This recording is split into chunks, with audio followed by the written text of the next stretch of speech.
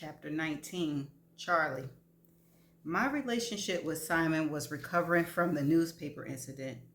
He was unfailingly polite and didn't hesitate to reach for my hand whenever we were driving or walking somewhere, but he was reserved in most other ways. It was clear that my lack of trust and choice to shut him out had hurt him. When he looked at me, the questions he wanted to ask were all over his face, but he never voiced them. Part of me felt guilty for being happy that he didn't, happy that I wouldn't have to lie to him. Another small part of me wanted to come clean and tell him everything. Do it, girl. Because. And finally, a third bigger part of me wanted to bitch slap that small part for even thinking it was a possibility. But it was that small part that had me up at 3 in the morning after a full day of work at both of my jobs studying an old book of cryptography I'd picked up from the library. I had the composition book open and I was trying to identify patterns so I could attempt to apply the code breaking methods to the mess inside. So far, I was failing miserably. After further studying of the notebook, I realized that my father had probably been using it for years, if not decades. His handwriting changed over time. It was subtle when you flipped through a page at a time, but when you compared the initial notes to those towards the back, it was obvious. This discovery confirmed my suspicion. This scheme had been going on for much longer than anyone had guessed. It was likely my father had spent more time covering his tracks and hiding the money than he ever had on legitimate investments. Once again, I was ashamed to be his daughter. I looked back down at the notebook, thinking of all the lies I've been fed since childhood. For several years, I've been pulled out of school so much that my parents had hired a tutor to travel with us. We'd spend time at the house in Switzerland, the yacht in Monaco, the villa in the Caymans, and then back to New York for a few weeks before jetting off to a more exotic locations. Okay, so these are some locations I don't know how to pronounce, except Singapore, and the Cook Islands. It had been equally frustrating and exciting to me. Frustrating because I just wanted to go to school like like a regular kid, but exciting, well, for the obvious reasons. Holy shit, I was such an idiot. I flipped through the pages to the series of letters and numbers that kept drawing my eye. My heart raced and my breathing accelerated as I skipped to the pages in the back. Holy fucking shit. I'd assumed the book held valuable information because otherwise it wouldn't be in code. But this, I shook my head. If I was right, I wasn't just holding some of the clues to the puzzle, I had the keys to the kingdom. I let out a long, slow breath. My technophobe father had recorded the dates and locations of his illicit deposits in a fucking composition notebook that he'd hidden under the tissue paper in the shoebox of my chucks. And the FBI had missed it in their search of the penthouse. Holy shit. I still had to crack the code, but at least now I was pretty damn sure what I was looking at. The first two numbers in each of the sequence, when decoded, would most likely give the country code where the account was located. And I had to believe some of those counts would be located in tax havens like Switzerland, Monaco, the Caymans, Singapore, Mauritius, Seychelles, and the Cook Islands. Places where my father could have easily made physical, untraceable deposits for years, all under the guise of a family fucking vacation. The only one of those country codes I knew for sure was Switzerland, CH. We learned about international bank account numbers, or IBANs, in one of my international finance classes. All of the examples in our textbook had involved Swiss number accounts. I needed to get back to the library tomorrow so I could do more research. I needed the other country codes. There was no telling what kind of encryption my father's twisted mind might have deemed necessary, but at least I had a clue about some of the contents of the book. There were several paragraphs of letters and numbers that had way too many characters to be account numbers, but those could wait. Hope blossomed within me. I might really be able to figure this out. And if I didn't, well, the stakes just got higher and the consequences of taking the book became severe. Severe. Severe, I know the word, sorry. I was withholding real, vital evidence.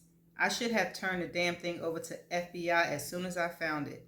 But I couldn't change that now. My years of silence would equate to a year of guilt in the eyes of the feds. So I had to be smart. I had to get the information where it needed to go without letting them figure out it was coming from me. Anything less, and I'd probably either find myself in prison or protective custody, neither of which worked for me. But I wasn't going to borrow trouble just yet.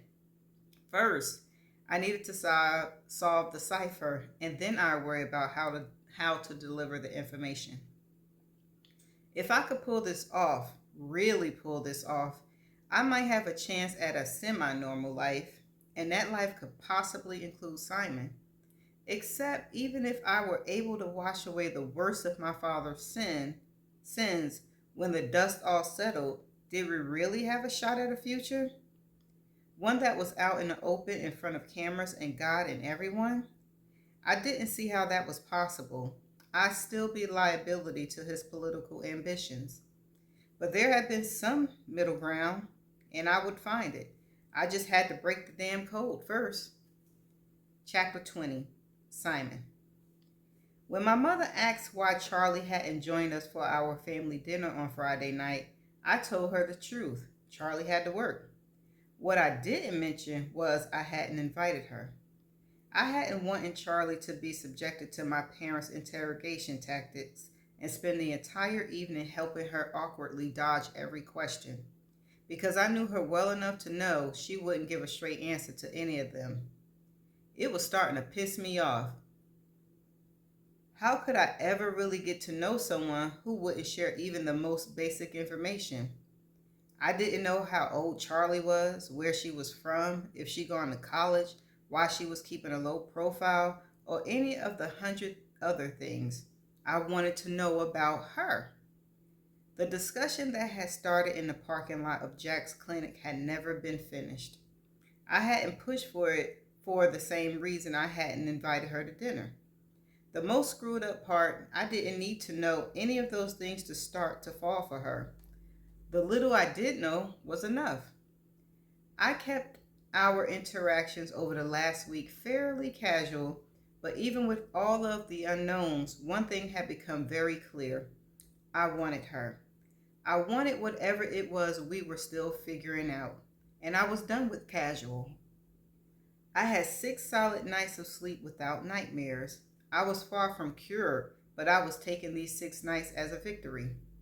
I was being selfish, but I didn't want to sleep alone tonight. Spending the night with Charlie would be taking a huge risk, and I hope it didn't burn me or her. I knew I should wait, but the urge to try was stronger.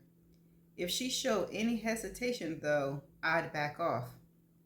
Forks clinked against china as I turned back into the dinner conversation my parents were having. I was happy my active participation was not required.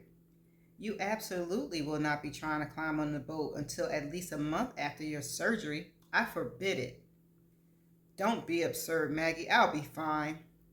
I added my 2 cents to give the appearance of paying attention. Why don't you just wait and see how you're feeling? I'm sure your body is going to tell you what you can and can't do. Nice of you to join the discussion, Simon, but you can stay out of it if you're not on my side. My mother shot me an annoyed glare as she reached for her wine. My father chuckled. Gotta love a woman with a spirit. Speaking of which, your mother mentioned that she met a young lady in your kitchen the other morning. I understand she's working this evening, but I'd like to know when I'll have the pleasure of meeting her as well. I curbed the urge to shove a giant forkful of poached salmon into my mouth. Probably not until after we're back from Maine. She's very busy. What does she do? She's a receptionist and worked as part of a sales staff at a boutique. I cringed inwardly.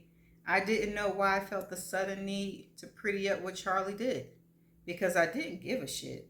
I cleared my throat and clarified. At a tattoo parlor and a vintage clothing store in the quarter. My father fork clanked loudly on his plate as it slid from his grip. I could have guessed the tattoo parlor part. She does have quite the collection, and her hair was quite fun as well. Black, red, and purple, wasn't it? My mother kept eating as if this revelation was a mundane as the weather. I could have kissed her. I thought we talked about this, Simon. You need a woman who is going to be an asset. I cut him off, not wanting him to finish the sentence I heard too many times before. Is that why you picked mom? Because she'd be an asset to your career? Ooh. My father's expression turned sharp. I married your mother because I was crazy about her. I couldn't see straight. The second she said yes, I dragged her down to the courthouse so she couldn't have a chance to change her mind. My mother dabbed the corners of her mouth with her linen napkin. Yes, it was all very scandalous. Your grandmother and grandfather threatened to disown him for marrying beneath him, but your father told them to go to hell, which is exactly what you should tell your father. She sent my father a warning look before turning back to me. I just want you to settle down with someone you can't live without. But sooner rather than later would be fabulous. I want grandchildren while I'm still young enough to enjoy them. And if Charlie makes you happy, then I'm rooting for her. My father opened his mouth to speak, but then thought better of it and took a bite of rice pilaf instead. I seized the moment to bring up another subject that had been weighing on my mind. I gripped the edge of the linen covered table with both hands. I've been seeing a psychiatrist to discuss some things that happened while I was in the service. I've been diagnosed with PTSD. My mother laid her hand over mine. Is this about the nightmares? I shot her a look. You knew. I'm your mother. Of course I knew. In response to my obvious confusion, she explained, it was the month you stayed in your old room before the guest house renovations were finished. Did you think I couldn't hear you pacing the halls every night? I didn't want to push you, but hoped you'd find some help when you were ready. Well, I did, and actually, I've been looking into starting a nonprofit to help people like me, vets who, for whatever reason, don't want to go to the VA for treatment, who don't want to be medicated and sent home to wonder if that's their only option. There are a couple in the other states, and I've been talking to some people about what I need to do to start one here. My father reached for his wine. I think that's an excellent idea. Voters will love it. It would also set you up well to become a member of the Armed Service Committee. Southern Cross will make the first donation. I forced a smile to mask my disappointment. I wanted my father to understand that this was a personal mission, not something to be exploited for political gain. But lately it felt like he scrutinized everything for that purpose. I suppose that was what years in politics did to you. Always had you looking for an angle. The thought made me lose my appetite. I pushed away my plate. Now, about this girl, my father started. Why don't you save your opinions until you actually meet her, Dad? I fought to keep my tone even, but I wasn't sure my temper would hold if he said something negative about Charlie. Before he could respond, my mother jumped in with some amusing anecdote about the neighbor's escape artist of a dog, and my father's attention was successfully diverted. I looked down at my watch. It would be hours before Khan or Delia would drop Charlie off at home. She promised that there would be no more walking alone at night, but only after I buried my inner caveman and at least gave the appearance of letting go of my issues with Khan. Knowing that Khan was nailing Charlie's other boss helped me become guardedly confident that he wasn't going to steal my girl.